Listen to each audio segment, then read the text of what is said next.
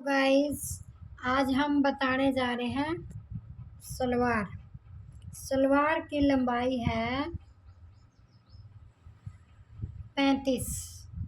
35 में से गाइस हम 5 इंच बेल्ट के माइनस कर देते हैं, तो कितना बच गया? 30 इंच।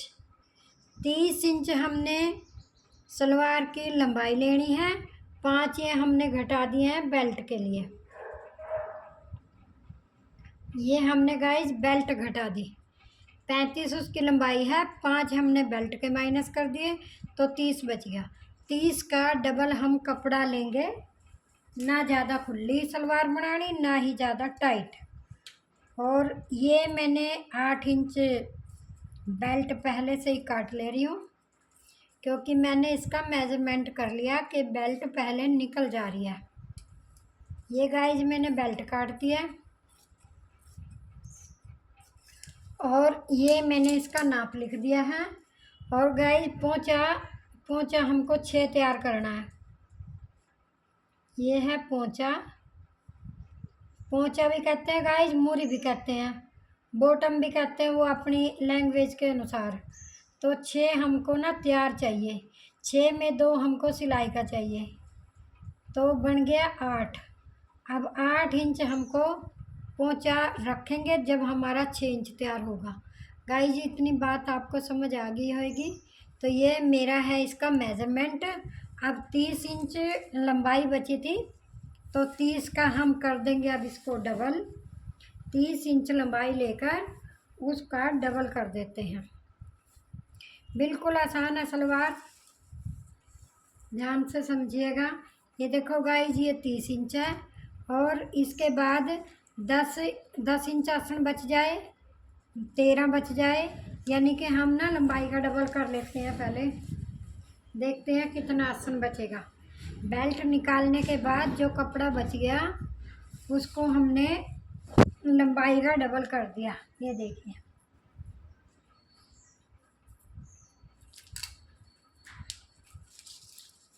अब यहाँ से हमने 30 रखनी है। 30, ये देखो गाइस, ये 30 इंच है। अब 30 के बाद हमारे पास बच रहा है, फिंगर का निशान लगा लिया मैंने इधर, तो ये बच रहा हमारा 14। तो गाइस एन खुली सलवार बन जाएगी। तो अब हम करने जा रहे हैं इसका ड्राफ्ट।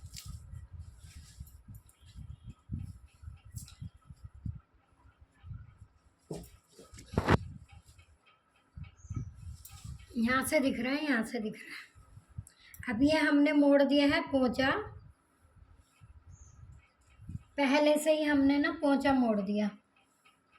ये हमने 6 इंच तो हमने तैयार करना है, तो 6 मोड़ दिया है। 2 हम सिलाई का आगे ले लेंगे कुंदा।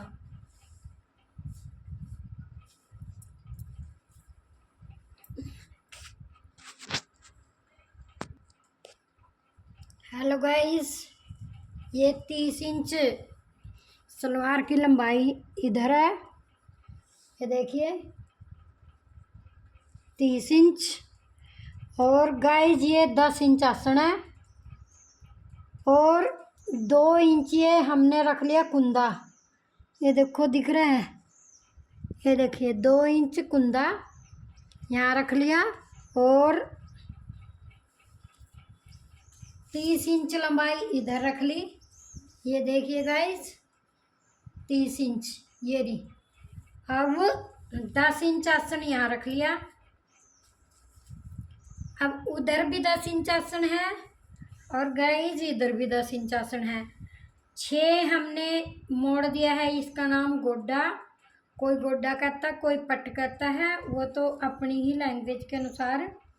तो ये 10 इंच मोड़ दिया हमने पोंचे का, 2 इंच आगे ले लिया सिलाई के लिए। तो ऐसे ही वहाँ किया, 10 आसन ले लिया और 2 इंच ये ले लिया, ये देखिए। तो अब इन दोनों को निशान को हम ऐसे मिला देंगे। ये हमने मार्क लगा दिया है का। अब इसी निशान पे गाइस काट देंगे। ये देखो,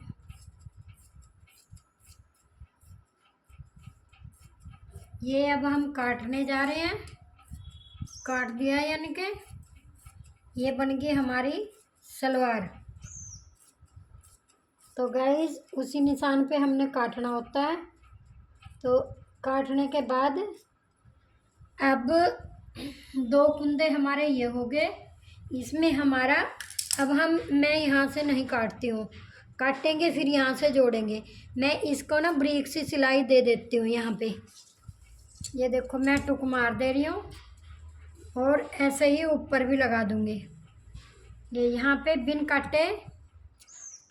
बिना कटिंग के मैं इसको यहाँ से सील दूँगी। तो ये नज़र आएगा गोड्डा, यानी कि पार्ट, और इसको कहते हैं कुंदा। जो यहाँ से लिया, ये मैंने इसके साथ ज्वाइंट ही रख दिया, काटने का कोई फ़ायदा नहीं है। तो यहाँ से ये 10 आसन था, 10 आसन को मैंने जो ये मोड़ा हुआ था ये मैंने काट दिया। अब इसको गाइस यहाँ से अलग कर देंगे कमर से। अब मैं कमर काट रही हूँ, ये कमर की तरफ आएगा, ये कमर की तरफ आएगा। तो मैंने इसको काट दिया, ये देखो ये काट दिया है गाइस। अब इसको रख के दिखा रही हूँ। ये हमारा हमने यहाँ से गोड्डा अलग नहीं किया था। और गाइस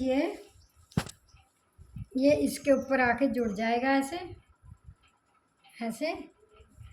और ये हो गया हमारा आसन, ये हमारा आसन हो गया है। और 2 कुंदे गाइस ये हैं और 2 इसके साथ ज्वाइंट है। और ये आके यहाँ कन्नी से कन्नी जुड़ जाएगा यहाँ पे। और यहाँ मैं बिना काटे यहाँ पे सिलाई दे दूँगी। तो यहाँ मेरी सलवार में इंटरलॉक करने की कोई लोड नहीं होएगी। और गाइस यहाँ एक आसन पे मेरी कन्नी है और एक आसन पर कन्नी नहीं है। इसको मैं इसके ऐसे करके गुम कर दूँगी, मोड़ के सील दूँगी।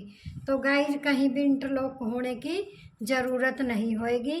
तो गाइस इसमें आपको समझ आ गया होगा।